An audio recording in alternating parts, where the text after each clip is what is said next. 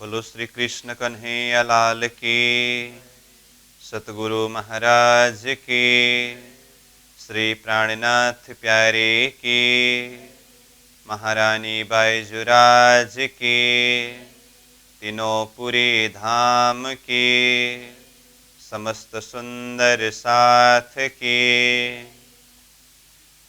आनंद कंदम प्रभुदेव चंद्रम ब्रजेश रूपेण पुरापि जातं प्रवेश्य प्राप्तं प्रिय प्राणनाथं परेश पूर्णं सततं नमामि। ब्रह्म प्रिया जागरणाय जातः सर्वस्वपाता भवसिन्धुत्राता विज्ञानदाता निजधर्मधाता दिनैकबन्धो शरणं प्रपद्ये दिनैकबन्धो शरणं प्रपद्ये। बोलो श्री प्राणनाथ प्यारे की प्रणाम। उपस्थित संपूर्ण सुंदर साथ जी, साधक एवं साधिकाएं, प्रशिक्षण शिविर सत्र का आज हम 73वां दिवस के इस पावन बैठक में उपस्थित हुए हैं। सर्वप्रथम आप सभी को सप्रेम प्रणाम करते हुए, स्वागत करते हुए आज का कक्षा सत्र विषय वस्तु को हम आगे बढ़ाने जा रहे हैं। आज का हमारा विषय वस्तु प्रारंभ हो रहा है ज्योति स्वरूप से। तो कल हमने अष्टावरण के विषय में अध्ययन किया, देखा। तो जैसे यहाँ ये 14 लोक ब्रह्मांड, 14 लोक ब्रह्मांड को पार करके ऊपर अष्टावरण, अष्टावरण से ऊपर यहाँ देखिए ये ज्योति स्वरूप है और इससे भी ऊपर ये गायत्री है। तो आदिनारायण का स्थूल शरीर अंतर्गत जो 14 लोक, अष्टावरण, ज्योति स्वरूप, गायत्री कहा था, इसमें से 14 लोक को पार किया, अष्टावरण को भी पार किया, तब ये ज्योति स्वरूप और गायत्री स्थूल शरीर अंतर्गत है। तो अष्टावरण प्रसंग में कल अंतिम में आया था कि ये भगवान के बिंदु स्वभाव है करके। तो अब ये अष्टावरण बिंदु स्वभाव है, तो ज्योति स्वरूप नाद स्वभाव है, इस तरह से आने वाला है। तो यहाँ पर देखिए किताब में ज्योति स्वरूप का प्रसंग पेज नंबर 67 यानी कि 67 पेज नंबर में ज्योति स्वरूप का वर्णन है। तो इसके लिए ऊपर कहा चतुर्थ तरंग ओम ज्योति स्वरूप, महाविष्णु के स्थूल में नाद स्वभाव, बेष्टि रूप प्रणव ओम ज्योति स्वरूप करके कहा। मतलब यहाँ शब्द प्रयोग हुआ महाविष्णु के स्थूल, यानी कि महाविष्णु आदिनारायण का स्थूल के अंतर्गत नाद स्वभाव। तो स्थूल में तो 14 लोक, अष्टावरण, ज्योति स्वरूप, गायत्री है। उसमें से 14 लोक और अष्टावरण ये बिंदु स्वभाव हुआ, 5 तत्व संबंधी। और ये ज्योति स्वरूप जिसके लिए हम बार बार बोल रहे हैं शेष नारायण का ये चेतन रूप है, तो नाद स्वभाव ये, तो आत्मशक्ति। तो इसीलिए यहाँ कहा नाद स्वभाव, बेष्टि रूप प्रणव ओम ज्योति स्वरूप शब्द प्रयोग किया। तो यहाँ शुरू में ही हम देखें अब ज्योति स्वरूप के अंदर क्या क्या शक्ति है, इसकी क्या क्या विशेषताएं हैं, ये सब तो हम वर्णन करेंगे ही। लेकिन शुरुआत में ही यहाँ बेष्टि रूप शब्द प्रयोग हुआ। तो ज्योति स्वरूप यहाँ यानी कि आदिनारायण के स्थूल में अष्टावरण के ऊपर जो दिखाई दे रहा है ये बेष्टि रूप है। तो इसका समष्टि रूप जो है वो अव्याकृत में है। तो हमने शुरू में ही ये नारायणी सृष्टि के साथ में अव्याकृत का संबंध विषय में चर्चा किया है। तो उसमें से ये 14 लोक और अष्टावरण जो यहाँ सृष्टि के अंदर विस्तार हुआ है, जो अव्याकृत में सूक्ष्म एक बीज रूप में था, अब 14 लोक और अष्टावरण पूरा करने के पश्चात जैसे ही अब ज्योति स्वरूप से प्रसंग शुरू हो रहा है, यहां से ऊपर अब अव्याकृत के साथ में इसका संबंध को देखना होता है। जैसे इसमें देखिए, तो ये नारायण का स्थूल में अष्टावरण से ऊपर जो ज्योति स्वरूप है, अब यहां से इसका मूल संबंध ये अव्याकृत का स्थूल में ज्योति स्वरूप है। तो देखिए ये पूरा अव्याकृत है, तो अब ये अव्याकृत का संबंध ये नारायणी सृष्टि के साथ में जो हमने पहले ही कहा, तो इसमें अव्याकृत का ये स्थूल, ये नारायण का स्थूल। वैसे नारायण के स्थूल में तो 14 लोक अष्टावरण ज्योति स्वरूप गायत्री है, परंतु ऊपर अव्याकृत का स्थूल में ज्योति स्वरूप और गायत्री जो है, ये नारायण का स्थूल में ज्योति स्वरूप और गायत्री है। और अव्याकृत का सूक्ष्म में काल निरंजन, नारायण का सूक्ष्म में महतत्व। अव्याकृत का कारण में अखंड 7 शून्य, नारायण के कारण में 7 शून्य इच्छा शक्ति। अव्याकृत के महाकारण मंडल में 4 लीला, नारायण का महाकारण मंडल में 4 लीला। कहने का अर्थ, अब ये ज्योति स्वरूप से प्रसंग आगे बढ़ने के बाद यहाँ नारायण के स्थान में इन शक्तियों को देखते हुए साथ में अव्याकृत में भी देखना होता है। ये प्रसंग मैं इसीलिए यहाँ पर जोड़ रहा हूं कि जैसे यहाँ पर कहा कि बेष्टि रूप प्रणव ओम ज्योति स्वरूप शब्द प्रयोग हुआ, तो ये प्रणव करके प्रणव ब्रह्म प्रसंग तो हमने अव्याकृत का स्थूल में वर्णन किया है ना, और उसी में ओम कहा करके वो ओम का विस्तार, ये प्रसंग भी वहां पर वर्णन किया। तो यहां देखिए प्रणव ओम शब्द आया और ज्योति स्वरूप शब्द आया, लेकिन इसके लिए आगे शब्द क्या प्रयोग हुआ, बेष्टि रूप शब्द प्रयोग हुआ। तो इसका अर्थ क्या हुआ, नारायण का स्थूल में जो ज्योति स्वरूप है ये बेष्टि रूप है, तो अव्याकृत का स्थूल में ये अपर प्रणव में जो ज्योति स्वरूप है ये समष्टि रूप है। ठीक, और जैसे ये ज्योति स्वरूप के बाद में गायत्री शुरू होगा, तो यहां नारायण का स्थूल में भी गायत्री है और इसका मूल रूप अव्याकृत का स्थूल में ये पर प्रणव में गायत्री शक्ति है। तो इस तरह से अब दोनों का संबंध एक आपस में जोड़ के जाना पड़ेगा। तो अव्याकृत में जो ज्योति स्वरूप है ये समष्टि है और नारायण में यहाँ जो ज्योति स्वरूप है ये बेष्टि है। इस तरह से समझना पड़ेगा। तो बेष्टि और समष्टि दोनों में गुण विशेषता सब एक जैसे ही है, परंतु इस विषय में हमने पहले ही कहा है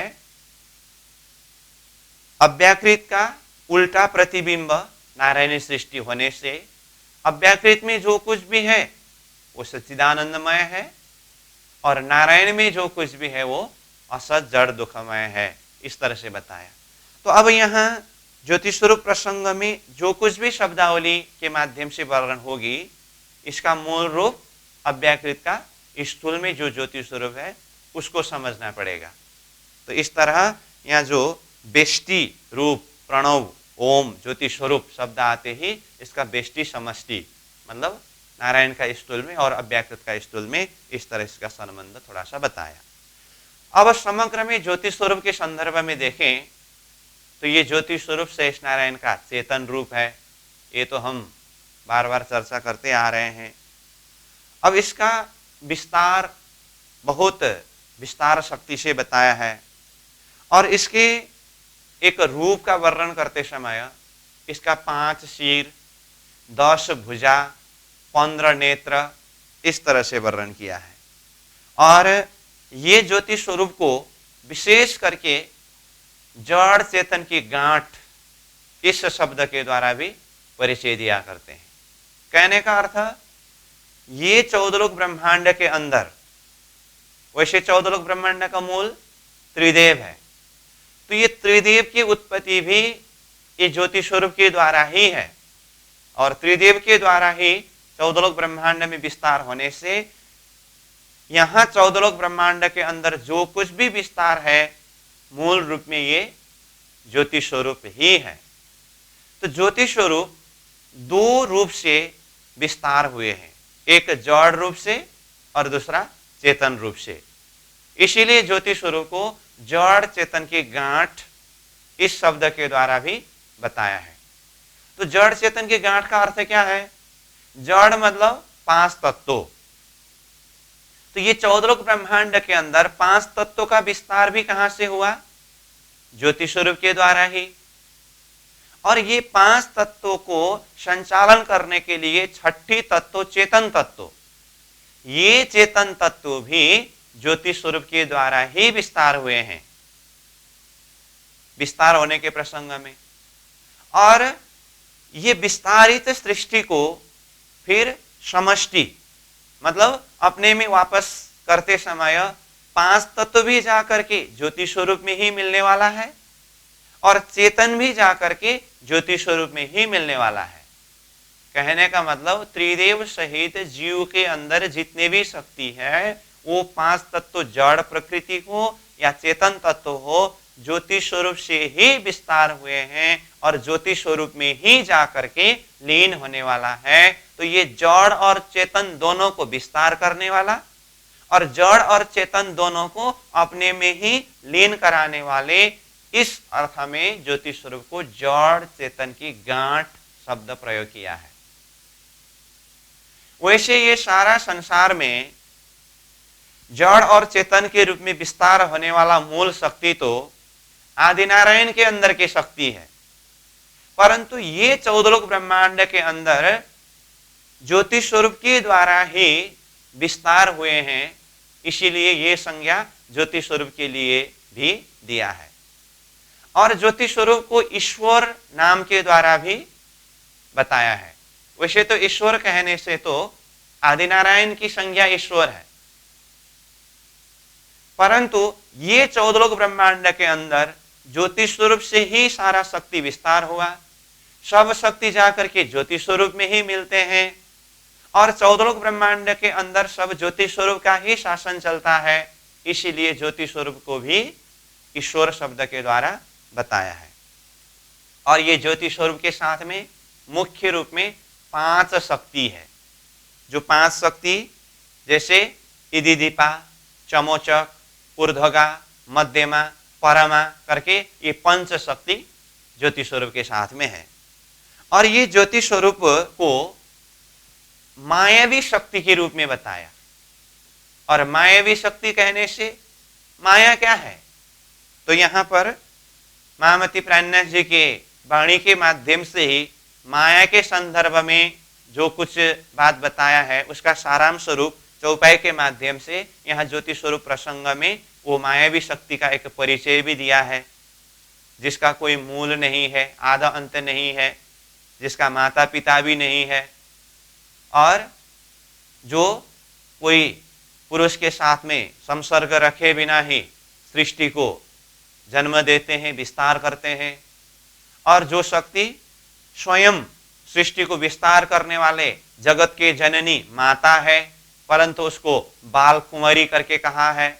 ऐसे ऐसे माया के एक विचित्र रूप के विषय में भी ये ज्योति स्वरूप का प्रसंग में बताया है। ठीक है। और ये आदिनारायण के जागृत अवस्था, मौन अंतस्करण के अंदर जो जागृत अवस्था है, ये तो पहले से हम चर्चा करते आ रहे हैं। तो इस तरह से ये ज्योति स्वरूप का परिचय दिया है। और इसी में ब्रह्मा विष्णु महेश जो त्रिदेव है उनकी उत्पत्ति भी ज्योति स्वरूप के द्वारा ही हुए हैं।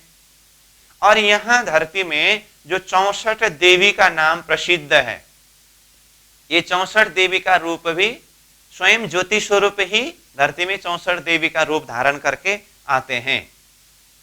तो इसी प्रसंग में अब ये 64 देवी का रूप जो है, इसकी साधना, इसकी भक्ति करना, इसका अभिप्राय क्या है? तो यहीं पर बताया ये देवी की भक्ति अथवा इन सब का जो मूल ज्योति स्वरूप शक्ति को साधना भी अंतत्वगत्वा कृष्ण भक्ति के प्राप्ति की ही साधन है। इस विषय में भी यहाँ बताया है। और ये नाथ स्वभाव यानी कि आत्मामय भाव है। ऐसी ऐसी विशेष विशेष बातें इसके अंदर वर्णन किया है। तो 14 लोक ब्रह्मांड के अंदर यही ज्योति स्वरूप शक्ति ही विस्तार होने के कारण इसको ईश्वर शक्ति शब्द के माध्यम से बताया। तो उसके लिए भी यहाँ प्रमाण सहित प्रस्तुत किया है। तो इन सारे विषय जो है ज्योति स्वरूप के प्रसंग में वर्णन किया है। उसके पश्चात फिर ज्योति स्वरूप का ही निर्मल चेतन स्थान में गायत्री शक्ति का वर्णन किया। तो मुख्य रूप में ये ज्योति स्वरूप का सारांश परिचय है। अब इसी विषय को हम सीधा किताब से अध्ययन करेंगे और जो भी शब्दावली जिस तरह से यहाँ पर प्रस्तुत होगी उस विषय में कुछ चिंतन करने का, कुछ व्याख्या करने का ऐसा हुआ तो हम देखेंगे। बाकी किताब ने ही सीधा सीधा जो वर्णन किया है उस शब्द के माध्यम से हम समझ सकते हैं। ठीक है, तो आइए, जैसे ये बेष्टि ज्योति स्वरूप करके कहा, ये मतलब नारायण का स्थूल में जो है, तो इसका मूल अव्याकृत का स्थूल में जो ज्योति स्वरूप है समष्टि रूप है। वो अव्याकृत के स्थूल के समष्टि रूप ज्योति स्वरूप के माध्यम से ही ऐसे अनंत विश्व ब्रह्मांड है ना, अक्षर के कल्पना में अनंत विश्व ब्रह्मांड बनने की बात है। तो जितने ब्रह्मांड है उतने ही ब्रह्मांड में एक एक ज्योति स्वरूप शक्ति होते हैं। तो विस्तारित शक्ति वो बेष्टि रूप है और मूल रूप में अव्याकृत में वो समष्टि रूप है। तो इस तरह से बेष्टि और समष्टि का भी हम अंतर समझ सकते हैं। तो फिर से देखिए अब किताब से, महाविष्णु के स्थूल में नाद स्वभाव, नाद स्वभाव मतलब ये चेतन शक्ति आत्मा शक्ति बेष्टि रूप प्रणव ओम ज्योति स्वरूप पूर्व कथित अष्टावरण के शीर पर यह नाद स्वभाव ज्योति स्वरूप है। इसे बेष्टि ज्योति स्वरूप भी कहते हैं क्योंकि अव्याकृत में समष्टि रूप ज्योति स्वरूप है। तो उससे ये अलग बताने के लिए इसको बेष्टि ज्योति स्वरूप कहा। यह स्वतः परम प्रकाश स्वरूप महावीर्य तथा ब्रह्मादि देवों को भी अलभ्य है। महावीर्य मतलब एक महान शक्ति के रूप में बताया है और ब्रह्मादि त्रिदेवों को, ब्रह्मा विष्णु महेश को भी ये अलभ्य है, अप्राप्य है। 8 आवरण को पार करके अगर आगे जा सके तो त्रिदेव को ये ज्योति स्वरूप प्राप्त हो सकते हैं। इसका शिवलिंगाकार पंचमुखी स्वरूप है तथा 1 अरब योजन का विस्तार है। इसकी 10 भुजा, 5 सिर और 15 नेत्र है। तो जैसे इसमें कहा 10 भुजा मतलब 10 शक्ति इसका प्रतीक है और 5 सिर कहने का अर्थ ये पंचवेद का प्रतीक है और 15 नेत्र कहा। यह शुद्ध अहंकार स्वरूप विराट पुरुष का मूल तथा जड़ चेतन की गांठ है। तो शब्द क्या क्या प्रयोग हुआ? शुद्ध अहंकार स्वरूप। ये अहंकार तो अहंकार स्वरूप है। अहंकार मतलब आदि नारायण का मन अंतस्करण का नाम क्या है? अहंकार है। तो ये अहंकार स्वरूप है, परंतु ये चेतन रूप होने के कारण ये शुद्ध अहंकार कहा। और विराट का मूल, विराट का मूल मतलब 14 लोक ब्रह्मांड जो विराट है, ये 14 लोक ब्रह्मांड का मूल ये ज्योति स्वरूप ही है। क्योंकि 14 लोक ब्रह्मांड के अंदर जो कुछ भी विस्तार हुआ ये ज्योति स्वरूप से ही विस्तार होने के कारण विराट यानी कि 14 लोक ब्रह्मांड का मूल ये ज्योति स्वरूप है और जड़ चेतन की गांठ है। ये ज्योति स्वरूप को जड़ चेतन की गांठ करके कहा। तो इसमें मैंने पहले ही कहा जड़ यानी कि 5 तत्व और चेतन आत्मा शक्ति दोनों 14 लोक ब्रह्मांड में यहीं से विस्तार होता है और यहीं आकर के मिल जाता है। इसलिए ये जड़ चेतन का गांठ इस अर्थ में बताया।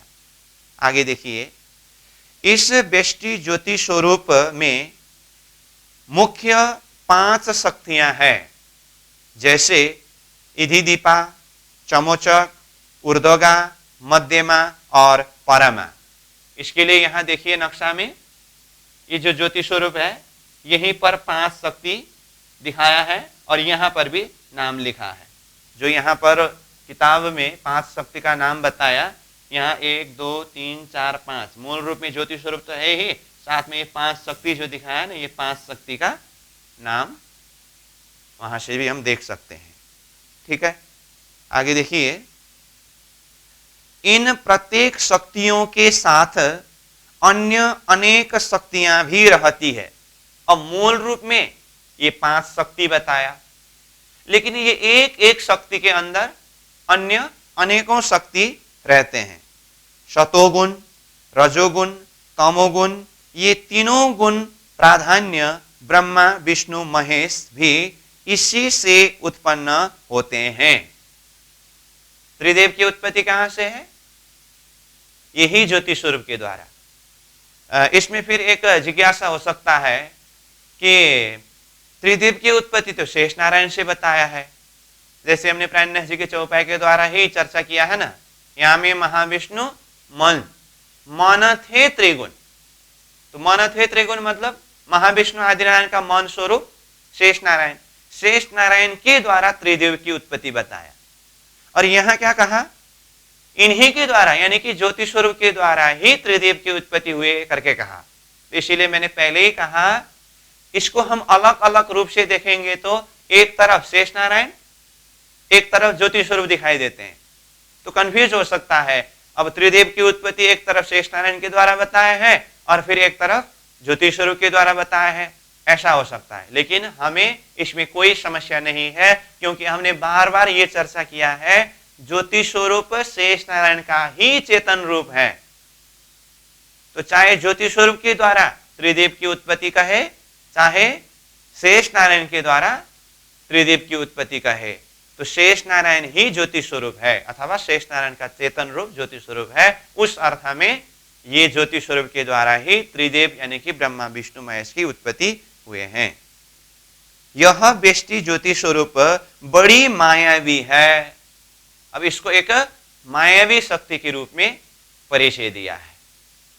अब ये माया क्या है?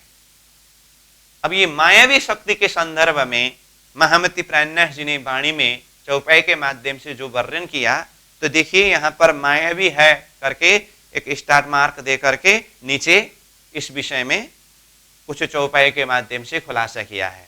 तो सीधा उसको पढ़ेंगे तो हम समझ सकते हैं। तो मायावी शक्ति का रूप क्या है, गुण क्या है? तो देखिए पहला नंबर चौपाई में, पहले पेड़ देखो माया को, जाको न पाइए पार, जगत जनेता जोगनी, सो कहावत बाल कुमार। तो मायावी शक्ति को देखिए, यहाँ चौपाई में कहा पहले पेड़ देखो माया को। पहले तो माया की पेड़ मतलब मूल को देखिए, जाको न पाइए पार, जिसका कोई पारवार ही पा नहीं सकते हैं।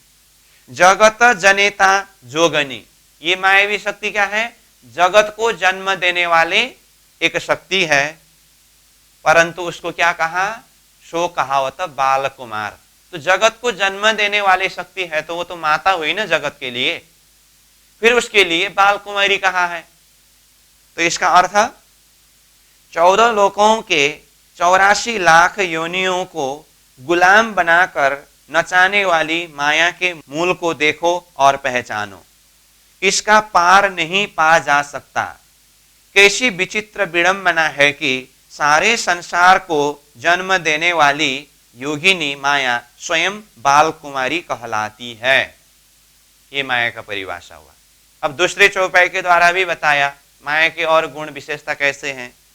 माता पिता बिना जन्मी, आपे बंजा पिंड, पुरुष अंग छोयो नहीं, और जायो सब ब्रह्मांड। ये मायावी शक्ति के लिए क्या कहा? माता पिता के बिना ही इनका जन्म हुआ है। अब देखिए, माता पिता के बिना किसी का जन्म होता है, लेकिन ये मायावी शक्ति का माता पिता के बिना ही जन्म हुआ कहा। और आपे बंजा पिंड, इसका पिंड कैसा है? बंजा है। बंजा मतलब इसके द्वारा कोई संतान नहीं हो सकता है। और पुरुष अंग छोयो नहीं, किसी पुरुष का अंग स्पर्श किया नहीं है। फिर आगे कहा और जाए सब ब्रह्मांड, फिर सारा ब्रह्मांड इन्हीं के द्वारा विस्तार हुआ करके कहा। तो जिसका माता पिता ही नहीं है, जो शरीर से बंजा है, पुरुष का अंग छोया नहीं, लेकिन उसी के द्वारा सृष्टि विस्तार हुआ कहा। ये क्या है? यही तो विचित्र मायावी रूप है। तो इसका अर्थ यहीं पर देखिए, एक तो यह स्वयं माता पिता के बिना जन्मी है और दूसरे शरीर से बांझ है। पुरुष के शरीर का स्पर्श पाए बिना ही सारे संसार की जन्मदात्री बन गई है। ये माया का विचित्र रूप है। फिर तीसरा नंबर चौपाई के द्वारा बताया, विष्णु ब्रह्मा रुद्र जन्मे हुई तीनों की नार, निर्लेप काहू न लेप ही, नारी है पर नहीं आकार। देखिए, ये ब्रह्मा विष्णु महेश त्रिदेव की उत्पत्ति किसके द्वारा हुए हैं? ये मायावी शक्ति ज्योति स्वरूप के द्वारा ही। फिर यही मायावी शक्ति ज्योति स्वरूप ही त्रिदेव का नार रूप होकर के उपस्थित हुए। अब जन्म देने वाले शक्ति जो है वो तो माता है ना, फिर वही शक्ति त्रिदेव के नार रूप में होकर के उपस्थित हुए हैं और वो निर्लेप है, किसी में आसक्ति नहीं होते हैं। फिर आगे कहा वो नारी रूप है परंतु उसका आकार ही नहीं है। यहां भावार्थ देखिए, ब्रह्मा विष्णु और रुद्र यानी कि शिव तीनों को इसने जन्म दिया और फिर तीनों की नारी बन गई। इतना करके भी यह निर्लिप्ता स्वयं किसी पर आसक्त नहीं होती। कहने को तो यह मोहनी नारी है परंतु इसका कोई आकार नहीं है। ये मायावी शक्ति का परिचय है। फिर चौथा नंबर चौपाई, आधा अंत या को नहीं, नहीं रूपा रंग रेखा, अंगन इंद्री तेजन ज्योत ऐसे आप अलेखा। इसका कोई आधा यानी कि शुरू भी नहीं है, अंतिम भी नहीं है, इनका कोई रूप रंग निशानी भी नहीं मिलता है, कोई गुणांग इंद्रिय भी नहीं है। ऐसे अलेख विचित्र की ये मायावी शक्ति है। इसका भावार्थ देखिए, इस माया स्वरूपिणी का न आदि है न अंत ही है, न रूप है न आकार ही है। यह अंग इंद्रिय तेज ज्योत आदि से विहीन अदृश्य और अगोचर है। तो इस तरह से ये प्राणन्यास जी की चौपाई जो किरंतन ग्रंथ का है, तो ये 4 चौपाई के माध्यम से मायावी शक्ति के परिचय की बात यहां पर बताया। तो ऐसे ही प्रसंग में वेदांत सूत्र के द्वारा मायावी शक्ति के विषय में देखे अथवा ये संसार के विषय में देखे, जो बात महामती प्राणन्यास जी ने वाणी में प्रस्तुत किया है कि ये संसार अथवा माया का रूप कैसा है, तो इसके लिए कहा जैसे बंजापूत, आकाश का फूल, खरगोश का सींग, मृग तृष्णा, ऐसे ऐसे गुण के माध्यम से समझाया है। मतलब बंजापूत बाजी का पुत्र नहीं होता है लेकिन दिखाई दिया। यहां आकाश का फूल शब्द प्रयोग किया ये संसार अथवा माया के लिए। आकाश में फूल नहीं होता है परंतु फूल जैसा दिखाई देता है। खरगोश का सींग कहा, खरगोश का सींग नहीं होता है लेकिन खरगोश का सींग जैसा दिखाई दिया। मृग तृष्णा, कोई एक भ्रम रूपी जल है, वास्तविक जल नहीं है लेकिन जल जैसा दिखाई देता है। कहने का अर्थ क्या है? ये सब भ्रम है, ये मिथ्या है। ऐसे ही वास्तव में ये माया अथवा माया के द्वारा विस्तारित ये जगत संसार कुछ भी नहीं है परंतु भ्रमवश यही सब कुछ प्रतीत होता है। यही माया का रूप है।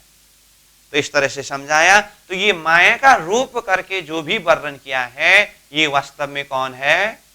ज्योति स्वरूप ही ये विचित्र बड़ी मायावी शक्ति है। आगे देखिए, लोक में ये विभिन्न नामों से प्रसिद्ध है। ये मतलब ये ज्योति स्वरूप विभिन्न नामों से प्रसिद्ध है, जैसे पंचमुखी शक्ति, अहंकार स्वरूप, प्रणवाक्षर शिव, मृत्युंजय, शब्द ब्रह्म, ज्योति स्वरूप, ओमित्यक्षर, व्यापक ब्रह्म, जीव स्वरूप, महापुरुष और घट घटवासी राम इत्यादि। इन अनेक नामों से ये ज्योति स्वरूप को जानते हैं। तो इसके लिए नीचे देखिए, अहंकार पंचमुखी ओ मिथ्याक्षर, शब्द ब्रह्म व्यापक जीव स्वरूप, घटघटवासी राम ज्योति स्वरूप, मृत्युंजय प्रणवाक्षर महापुरुष। इस तरह से संतवाणी में कहा है ये ज्योति स्वरूप के नाम के संदर्भ में। आगे इसकी जागृत अवस्था है, इसकी मतलब ज्योति स्वरूप की जागृत अवस्था। ये तो हमने पहले से ही कहा है, ये आदिनारायण के स्थूल शरीर अंतर्गत 14 लोक, अष्टावरण, ज्योति स्वरूप, गायत्री सब का अवस्था जागृत अवस्था है। ठीक, यह क्षर पुरुष आदिनारायण का 5वें स्वरूप सुरति तथा मृत्युलोक से 5वीं भूमिका है। तो स्वर्ग का प्रसंग जब प्रारंभ हुआ था, वहां से आदिनारायण का 10 सुरति प्राण यानी कि 10 स्वरूप का विषय प्रारंभ हुआ था। तो उसमें हमने ये कहा था कि यहां से प्रसंग शुरू हो रहा है और आगे जो जो स्वरूप जहां जहां आएंगे वो देखते जाएंगे करके। तो उसमें मैंने कहा था आप एक अलग सा पेज में नोट बनाइए, जो 10वें स्वरूप का एक जगह में एकत्रित करना है करके। तो 10वां स्वरूप में कौन था? 10वें स्वरूप में इंद्र, 9वां स्वरूप में धर्मराज, और 8वां, 7वां और 6वां में ब्रह्मा विष्णु महेश, जो पहले आ चुका था। और वही यहाँ पर आया 5वें स्वरूप में, ये ज्योति स्वरूप है। तो उसको वहां पर नोट करिए। और मृत्युलोक से यह 5वीं भूमिका है। तो भूमिका मतलब मजल। तो पहला भूमिका मृत्युलोक, दूसरा भूमिका स्वर्गलोक, तीसरा भूमिका महरलोक, चौथा भूमिका सतलोक, उसके पश्चात ये 5वीं भूमिका ये ज्योति स्वरूप के लिए कहा। ठीक, यहां पर कोई कोई बिरले योगेश्वर ही पहुंचते हैं और कोई यहां तक नहीं पहुंच सकते हैं। कोई कोई बिरले योगेश्वर ही यहां ज्योति स्वरूप तक पहुंच सकते हैं। अब आगे देखिए, वास्तव में यह शेषशाही अहंकार पुरुष का चेतन है। तो इसी विषय में हम बार बार चर्चा कर रहे थे। ये ज्योति स्वरूप वास्तव में कौन है? शेषशाही अहंकार पुरुष का चेतन रूप है, परंतु इसे बेष्टि ज्योति स्वरूप के नाम से भी पुकारते हैं। यद्यपि वास्तविक ज्योति स्वरूप का स्थान तो आदि नारायण से परे बेहद में अव्याकृत के स्थूल में है। देखिए, ये लाइन को आप अच्छी तरह से विचार करिए। अगर हमने विराट प्रसंग में शुरू में महाकारण लीला प्रसंग से अक्षरातीत, अक्षर, फिर बेहद एरिया होते हुए अव्याकृत की सारी शक्ति और ये सारा सृष्टि विस्तार का प्रसंग ऊपर से शुरू न करके सीधा पाताल लोक से क्रमशः वर्णन शुरू किया होता, तो अभी आकर के ये शब्द को समझना कितना मुश्किल पड़ता। तो इसीलिए मैंने बार बार पहले से ही कहा, हम पहले कंसेप्ट को क्लियर करेंगे ताकि किताब से अध्ययन करते समय सारी बात सहजता के साथ में समझ सके।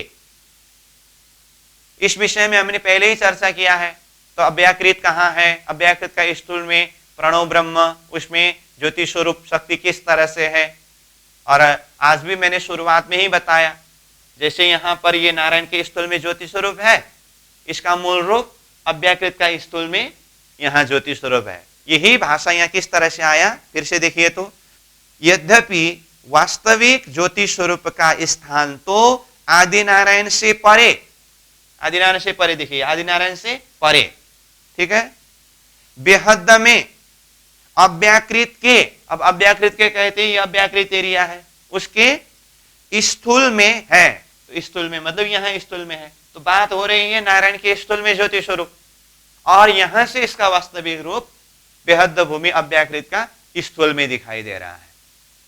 ठीक है, यही बात को सहजता से समझने के लिए ही हमने पहले ऊपर से नीचे, नीचे से ऊपर ये सारा कंसेप्ट के ऊपर चर्चा किया है। तो समझ में आ गया ना।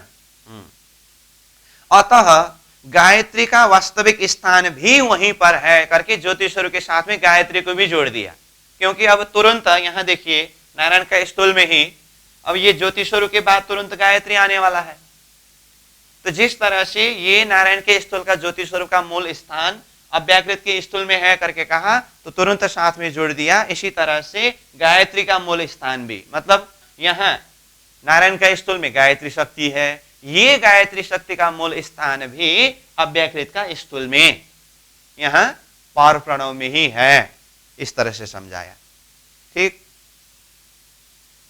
असंख्य ब्रह्मांड की बेष्टि ज्योति स्वरूप समस्त जीवों की चैतन्य समष्टि का उद्गम स्रोत, जड़ चेतन की गांठ का मूल कारण भी वही है। वही शब्द प्रयोग किया। वही मतलब यहां नारायण का स्थूल में जो ज्योति स्वरूप है, यहां बैठ करके बात हो रही है, इसीलिए वही शब्द के द्वारा ये अव्यकृत के स्थूल में जो शक्ति है उसके लिए बताया।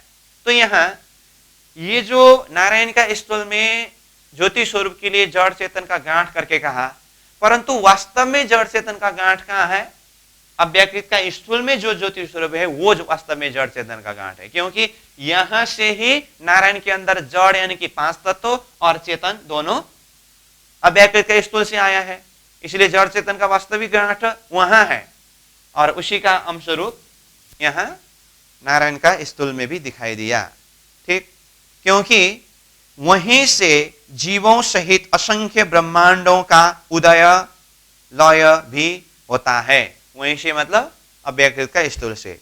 पुनः यहां प्रत्येक ब्रह्मांड के लिए जितने भी जीवों को भेजा जाता है वे सब अपने अपने ब्रह्मांड के लिए अपने अपने ब्रह्मांड के साथ संगठित बेष्टि ज्योति स्वरूप ब्रह्म के द्वारा ही आया करते हैं। यह अर्थ इसे भी ज्योति स्वरूप के नाम से ही पुकारते हैं।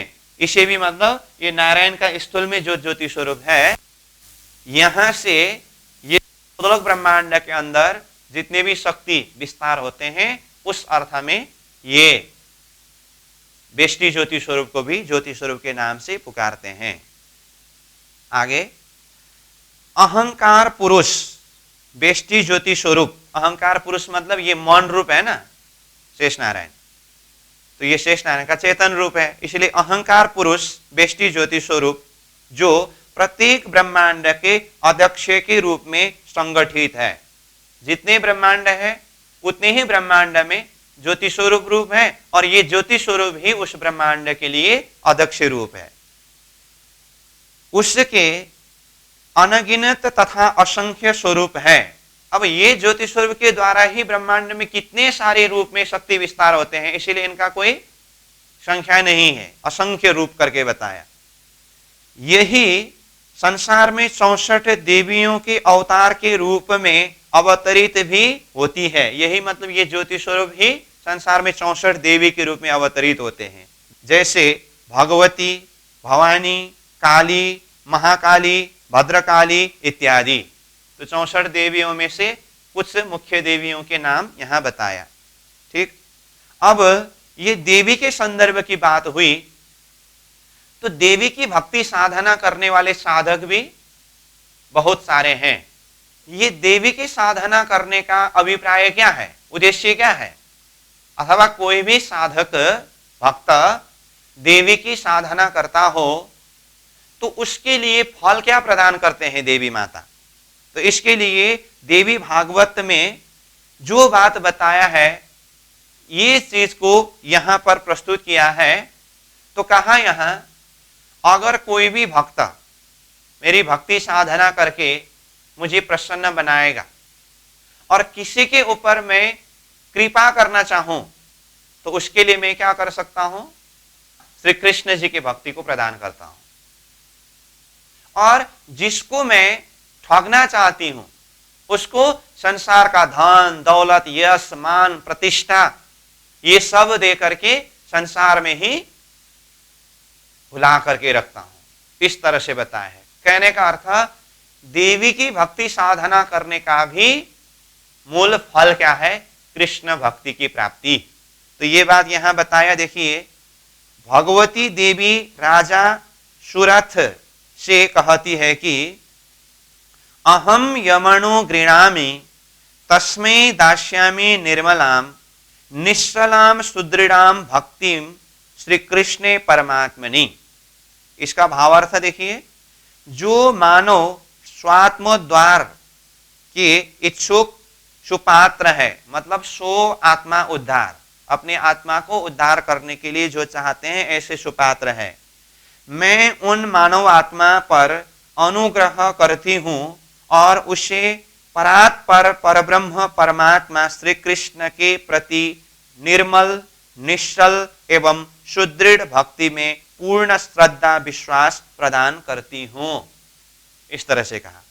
फिर दूसरा, करोमि वंचनम यम्यम तेभ्यो दास्यामि संपदम प्रातः स्वप्न स्वरूपश्च मिथ्यति भ्रम रूपिणीम। इसका अर्थ क्या है? जिसे मैं नरतन में आकर भी आत्मा के तरन तारण विषय बेपरवाह, अपात्र, कुपात्र समझती हूँ, उसे मैं ठगती हूँ। तो कैसे?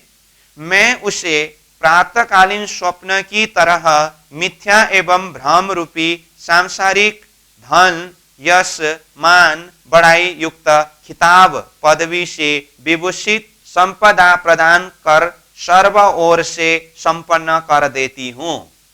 इस तरह से बताया। कहने का मतलब ये ज्योति स्वरूप ही 64 देवी के रूप में 14 लोक में विस्तार होते हैं और जो देवी की साधना करने वाले भक्त के ऊपर देवी माता अगर अनुग्रहित करना चाहे, कृपा करना चाहे, तो वो श्री कृष्ण जी के भक्ति तक पहुंचाते हैं। वो स्वयं भी मोक्ष प्रदान नहीं कर सकते हैं और जिसके ऊपर ठगना चाहते हैं, अपात्र समझते हैं, संसार का ही धन दौलत से, मान प्रतिष्ठा से संपन्न बना करके भ्रमित कराती रहती हूँ। इस तरह से स्वयं देवी माता की जो आवाज देवी भागवत के प्रमाण के द्वारा यहाँ पर प्रस्तुत किया। ठीक, अब आगे देखिए। फिर ऊपर से, इसे मूल ज्योति स्वरूप असली से पृथक समझने तथा समझाने के लिए ही बेष्टि ज्योति स्वरूप एवं नाथ स्वभाव ज्योति स्वरूप कहा है। इसे मतलब नारायण के स्थूल में जो अष्टावरण के ऊपर ज्योति स्वरूप है, इसको मूल ज्योति स्वरूप असली, मतलब मूल ज्योति स्वरूप कहाँ है? अव्याकृत का स्थूल में जो ज्योति स्वरूप है वो मूल ज्योति स्वरूप है, वो असली है। उससे अलग समझाने के लिए इसको बेष्टि ज्योति स्वरूप अथवा नाथ स्वभाव नाम से बताया है। तो नाथ स्वभाव शब्द में भी नीचे बताया, देखिए, नाद कोटि सहस्राणि बिंदु कोटि शतानि च सर्वे तत्र लयम यान्ति ब्रह्म प्रणव नाद के। भावार्थ, इस अव्याकृत के स्थूल अपर प्रणव ब्रह्म स्वरूप में हजारों करोड़ों नाद स्वभाव अर्थात बेष्टि ज्योति स्वरूप एवं गायत्री देवी और सैकड़ों करोड़ बिंदु स्वभाव तथा अष्टावरण सहित 14 लोक अंत में अकाट्य रूप से लय को प्राप्त होते ही रहते हैं। मतलब यही अव्याकृत के स्थूल के ज्योति स्वरूप से ही उदय होते हैं अथवा विस्तार होते हैं और उनमें ही जाकर के लय होते हैं। इस तरह से कहा। फिर आगे, अतः आकारश्चाप्युत्कारश्च मकारो बिंदुनादको पंचाक्षराण्य मुन्याहु प्रणवस्थानी पंडित। इसका भावार्थ क्या बताया? अकार से शिव, उकार से ब्रह्मा, मकार से विष्णु, बिंदु से अष्टावरण युक्त विराट और नाद से प्रणवाक्षर नाद स्वभाव ज्योति स्वरूप की क्रमशः उत्पत्ति हुई। तो इस दृष्टि उत्पत्ति का प्रसंग बताया। इन पांचों के संयुक्ताकार को ही प्रणव स्वरूप माना गया है। इस विश्व संसार के संपूर्ण जीवों के हृदय में जो चेतन शक्ति रूप जीव है, उन सभी पर इनका शासन होने से इसे नाद ज्योति स्वरूप, बेष्टि ज्योति स्वरूप ईश्वर भी कहते हैं। कहने का मतलब 14 लोक ब्रह्मांड के सभी जीवों के ऊपर ये ज्योति स्वरूप का ही शासन होने के कारण इन्हें ईश्वर कहा। यथा ईश्वर सर्वभूतानां हृदयेषर्जुन तिष्ठति भ्रामयन् सर्वभूतानि यंत्रारूढ़ानि मायया। तो ये ईश्वरीय शक्ति किस तरह से व्यापक है, इसके लिए गीता जी का प्रमाण यहां बताया। इसका भावार्थ देखिए, यह बेष्टि ज्योति स्वरूप ईश्वर सबके हृदय में व्यापक होकर सभी जीवों को शक्ति प्रदान करती है, इसीलिए इसे ईश्वर कहा गया है, जो युक्तियुक्त ही है। परंतु वास्तविक ईश्वर तो क्षर पुरुष आदि नारायण महाविष्णु का ही नाम है। समग्र ब्रह्मांड में देखें तो ईश्वर क्षर पुरुष आदि नारायण है। 14 लोक ब्रह्मांड के हिसाब से देखें तो ज्योति स्वरूप को भी ईश्वर के रूप में वर्णन किया है। तो ये बात भी यहां पर खुलासा किया, क्योंकि जीव ईश्वर की उत्पत्ति आदि नारायण से ही एकोहम बहुश्याम रूप माया के द्वारा उत्पन्न होती है एवं जीवों को प्रेरणादि भी मुख्यतः उसी से प्राप्त होती है। लेकिन उपरोक्त आदि नारायण के अमुक गुण इस बेष्टि ज्योति स्वरूप में भी विद्यमान होने के कारण इन्हें भी ईश्वर के नाम से पुकारा गया है। तो इस तरह से मूल रूप में तो ईश्वर कहने से आदि नारायण ही है, परंतु ये आदि नारायण का ही गुण ये ज्योति स्वरूप के अंदर भी होने से ये ज्योति स्वरूप को भी ईश्वर के नाम से पुकारा है, इस तरह से बताया। ठीक, इस तरह से ये ज्योति स्वरूप वाला प्रसंग पूरा होता है। अब गायत्री शक्ति, तो गायत्री शक्ति के संदर्भ में कहा, जैसे यहां देखिए ज्योति स्वरूप से ऊपर ये गायत्री शक्ति है, और मूल रूप में अव्याकृत में देखे तो भी यहाँ स्थूल में अपर प्रणव में ज्योति स्वरूप और पर प्रणव में गायत्री शक्ति है। अभी जिस तरह से यहाँ नारायण का स्थूल में ज्योति स्वरूप गायत्री के प्रसंग में अव्याकृत का स्थूल की ज्योति स्वरूप गायत्री की बात हो रही है, फिर बाद में जब अव्याकृत वाला प्रसंग शुरू होगा उस समय में यहाँ की ज्योति स्वरूप गायत्री का अध्ययन करते समय भी यहाँ संबंध ये नीचे नारायण का स्थूल का ज्योति स्वरूप गायत्री के साथ में जुड़ जाता है। तो अब ये ज्योति स्वरूप के पश्चात जो गायत्री शक्ति है, तो गायत्री के संदर्भ में हमने पहले से ही कहा कि ज्योति स्वरूप का ही निर्मल चेतन स्थान में ये गायत्री शक्ति है, जिसे ज्ञान शक्ति गायत्री कहते हैं। तो ये ज्ञान शक्ति गायत्री जो है ये 4 वेद का गायन करते हैं।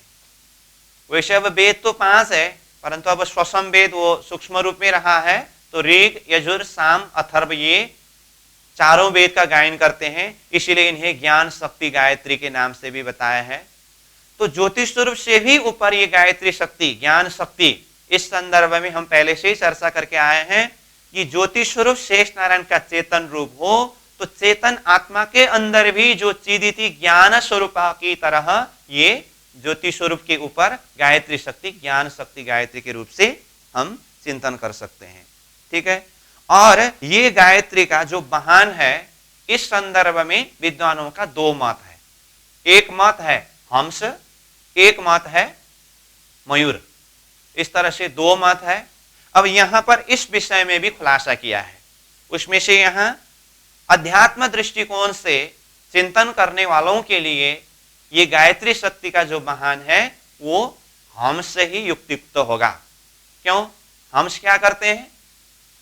राजहंस जो होते हैं दूध और पानी को अलग करते हैं। ऐसे ही ये गायत्री शक्ति जो है, जिसके पास में विद्या है, वेद है, ज्ञान है, वो क्या करते हैं? माया और ब्रह्म को निरूपण कर सकते हैं। जैसे पानी और दूध को अलग करने का क्षमता हंस में है, ऐसे ही ये गायत्री शक्ति जो ज्ञान शक्ति में माया और ब्रह्म की भेद को अलग करने का क्षमता है।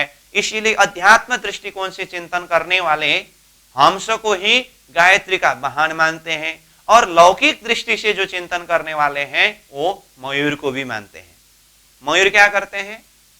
खाते हैं वो जहर, और रूप दिखाता है इतना सुंदर। इसका मतलब स्वयं तो अखंड ब्रजराज का चिंतन करते हैं, और अपनी मायावी शक्ति के माध्यम से ये गायत्री शक्ति ज्योति स्वरूप शक्ति क्या करते हैं? 14 ब्रह्मांड के झल्लरी मल्लरी दिखा करके जीव को भ्रमित कराते हैं। तो मयूर में जो जहर खा करके पचाने का एक शक्ति है, और बाहर से रूप सुंदर रूप दिखा करके मनमोहक करा देते हैं ना, ये गुण मयूर का है। इसीलिए ये शक्ति 14 लोक ब्रह्मांड के जीव को स्वर्ग वैकुंठ का झल्लरी मल्लरी दिखा करके अथवा वेद के माध्यम से कर्मकांड के झल्लरी मल्लरी दिखा करके भ्रमित कराना और स्वयं ब्रजरास लीला की चिंतन करना, ये उनकी शक्ति की विशेषता है। तो इन गुणों से भी देखें तो ये मयूर इनका वाहन इस अर्थ में माना है।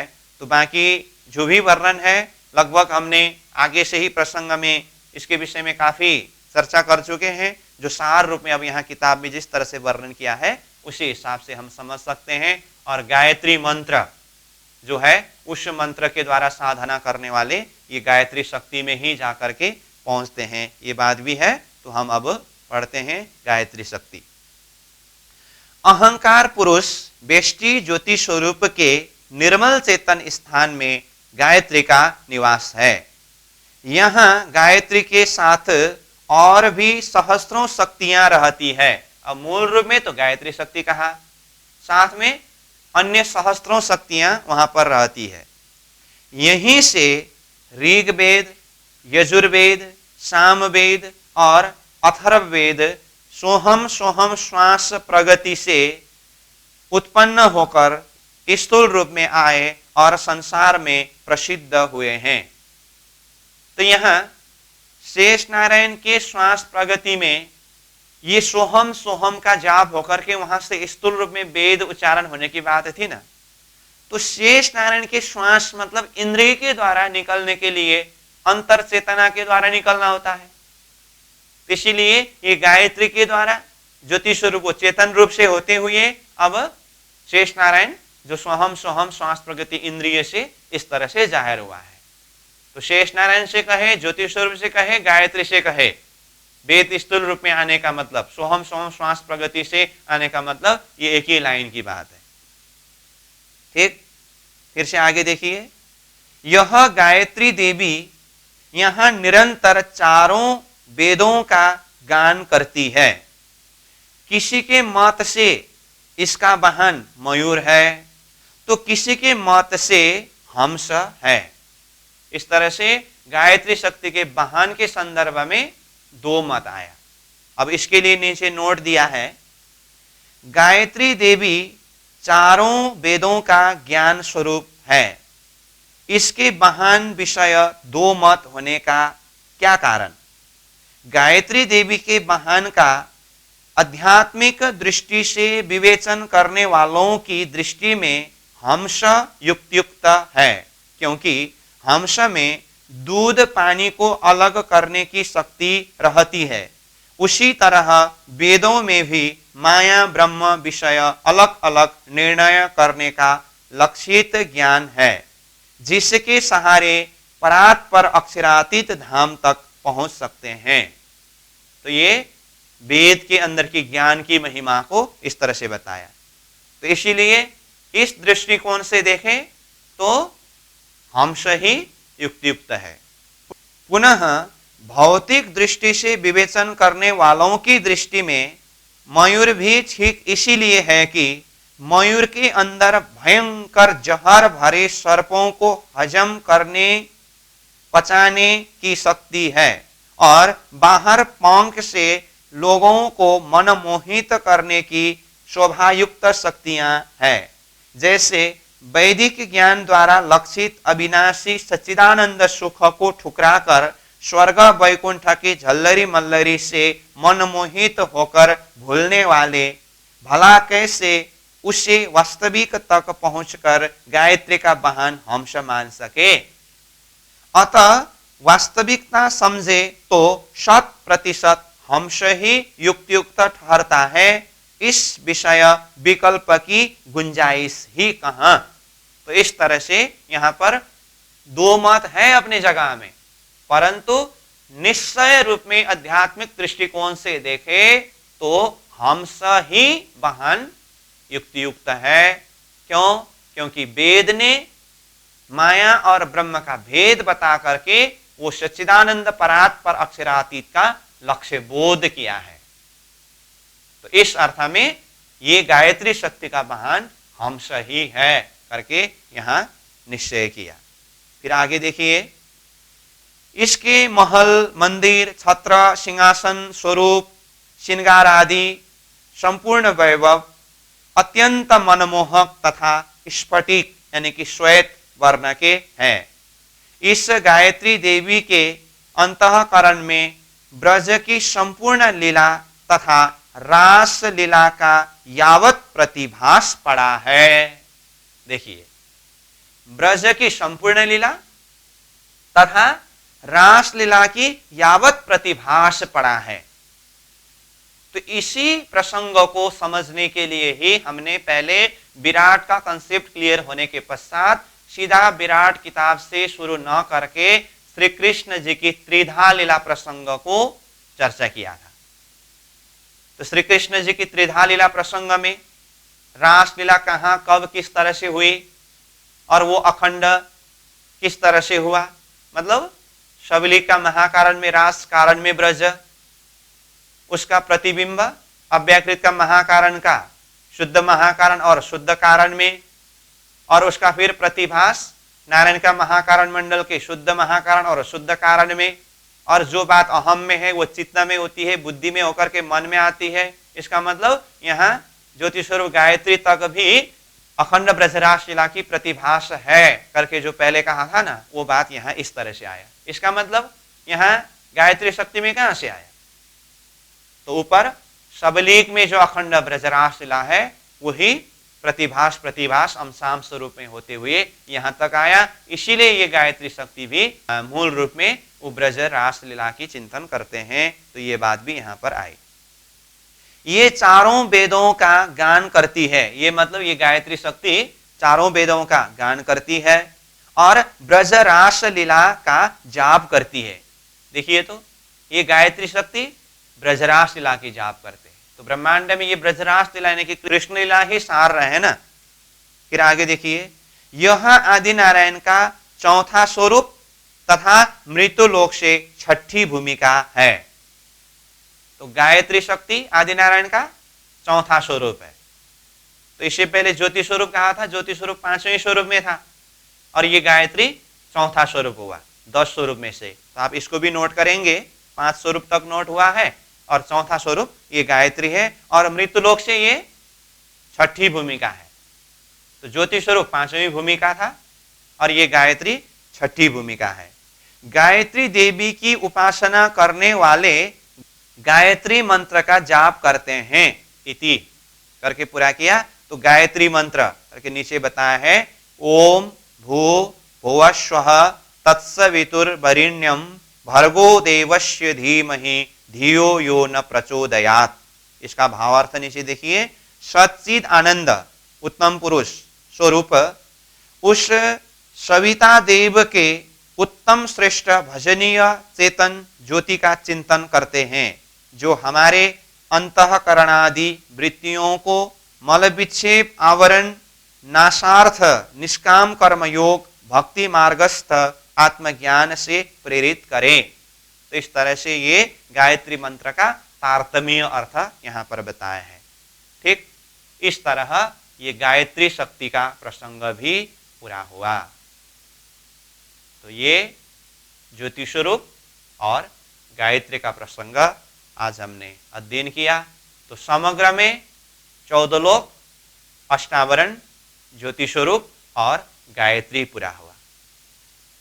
तो ये 14 लोक, अष्टावरण, ज्योति स्वरूप, गायत्री पूरा होने का मतलब आदि नारायण के 4 शरीर का विस्तार प्रसंग में जो हमने कहा था, उसमें शरीर के हिसाब से देखे तो स्थूल शरीर, अंतस्करण में मन अंतस्करण, अवस्था में जागृत अवस्था, नाम में अहंकार, इसके अंदर ये 14 लोक, अष्टावरण, ज्योति स्वरूप, गायत्री आया था ना, ये वाला प्रसंग पूरा हुआ।